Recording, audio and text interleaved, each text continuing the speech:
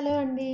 అందరికీ నమస్కారం. అందరూ ఎలా ఉన్నారు? నేనైతే చాలా బాగున్నాను. మీరు కూడా బాగుండాలి అని మనస్ఫూర్తిగా కోరుకుంటున్నాను.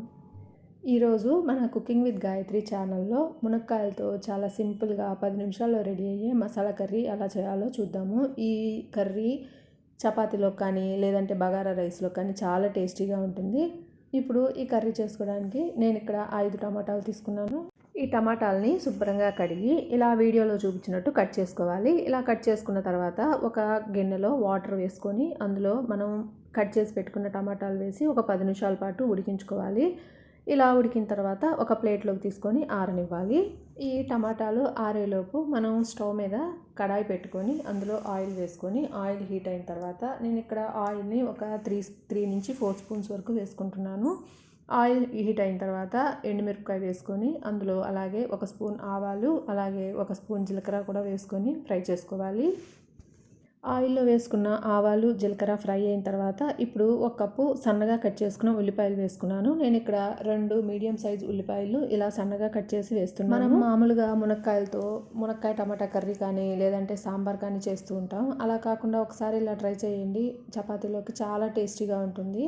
ఇప్పుడు ఇలా ఫ్రై అయిన ఉల్లిపాయల్లో 2 పచ్చిమిరపకాయలు సన్నగా కట్ చేసి వేసుకోవాలి. అలాగే కొంచెం సాల్ట్ కూడా వేసుకొని ఫ్రై చేసుకోవాలి. ఉల్లిపాయలు కొంచెం ఫ్రై అయ్యేలోపు మనం ఆల్రెడీ ఉడికించి పెట్టుకున్న టమాటాలు ఇలా ఆరిన తర్వాత పైన ఉన్న లేయర్ని ఇలా తీసేసుకోవాలి. ఇవి ఇలా బాగా ఆరిన తర్వాతే మొత్తం లేయర్ మొత్తం చాలా ఈజీగా వచ్చేస్తాయి. నేను ఒక గంట ముందే ఒక 10 జీడిపప్పులు అలాగే ఒక స్పూన్ పుచ్చపప్పు నానబెట్టుకున్నాను. ఇలా నానిన తర్వాత ఒక మిక్సీ జార్లో ఈ టమాటాలతో పాటు మనం మిక్సీ వేసుకోవాలి. ఇప్పుడు ఒక పెద్ద మిక్సీ జార్ తీసుకొని అందులో మనం ఉడకబెట్టుకున్న టమాటాలు అలాగే నానబెట్టుకున్న జీడిపప్పు పుచ్చపప్పు వేసుకొని మెత్తగా గ్రైండ్ చేసుకోవాలి. నీళ్ళు ఏం వేయాల్సిన అవసరం లేకుండానే ఇలా మెత్తగా గ్రైండ్ అయిపోతుంది. ఈలోపు మన ఉల్లిపాయ అలాగే పచ్చిమిరపకాయ కూడా ఫ్రై అయిన తర్వాత ఇప్పుడు మనం కరివేపాకు వేసుకోవాలి. కరివేపాకు కూడా కొంచెం ఫ్రై చేసుకున్న తర్వాత ఒక స్పూన్ అల్లం వెల్లుల్లి పేస్ట్ వేసుకోవాలి. కరివేపాకు పచ్చివాసన పోయేంత వరకు ఫ్రై చేసుకోవాలి. ఇలా ఫ్రై చేసుకున్న తర్వాత ఇప్పుడు మనం ఒక స్పూన్ అల్లం వెల్లుల్లి పేస్ట్ కూడా వేసుకొని ఫ్రై చేసుకోవాలి. అల్లం వెల్లుల్లి పేస్ట్ కూడా పచ్చివాసన పోయేంత వరకు ఫ్రై చేసుకున్న తర్వాత ఇందులో ఒక 1/2 స్పూన్ పసుపు అలాగే ఒక 1/2 స్పూన్ కారం కూడా వేసుకొని ఫ్రై చేసుకోవాలి. పసుపు కారం ఒకసారి మిక్స్ చేసుకున్న తర్వాత సన్నగా కట్ చేసి పెట్టుకున్న మునక్కాయ ముక్కలు 1 కప్పు వేసుకోవాలి. ఇక్కడ నేను 2 మునక్కాయలు కట్ చేసి వేసుకున్నాను.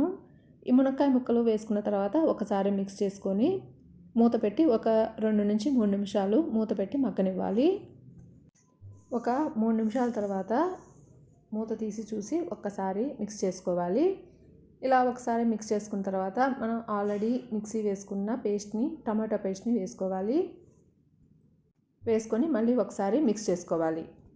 ఒకసారి ఇలా బాగా మిక్స్ చేసుకున్న తర్వాత ఇప్పుడు సాల్ట్ అడ్జస్ట్ చేసుకొని కొంచెం సాల్ట్ వేసుకొని కలుపుకోవాలి.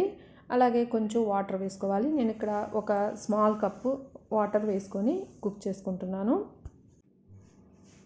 ఒక 7 నుండి 8 నిమిషాల పాటు మూత పెట్టి కుక్ చేసుకోవాలి.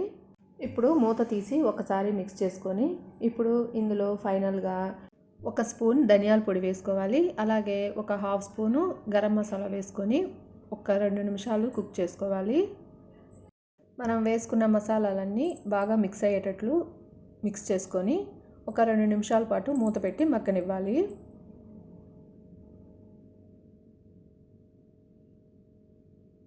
ఒక 2 నిమిషాల తర్వాత మూత తీసి చూసామంటే ఇలా ఆయిల్ పైకి వస్తుంది. ఇప్పుడు మనం ఒక్కసారి మిక్స్ చేసుకోవాలి.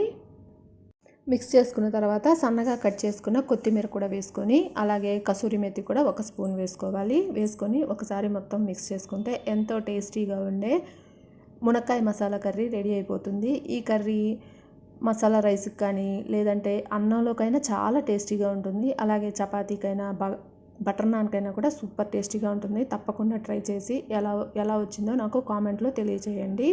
అలాగే ఈ రెసిపీ మీకు నచ్చింది అనుకుంటున్నాను. నచ్చితే ఒక లైక్ చేసి అలాగే కుకింగ్ విత్ గాయత్రి ఛానల్ని సబ్స్క్రైబ్ చేసి పక్కనే ఉన్న బెల్ ఐకాన్ని క్లిక్ చేసి అందులో ఆల్ అనే ఆప్షన్ని సెలెక్ట్ చేయండి.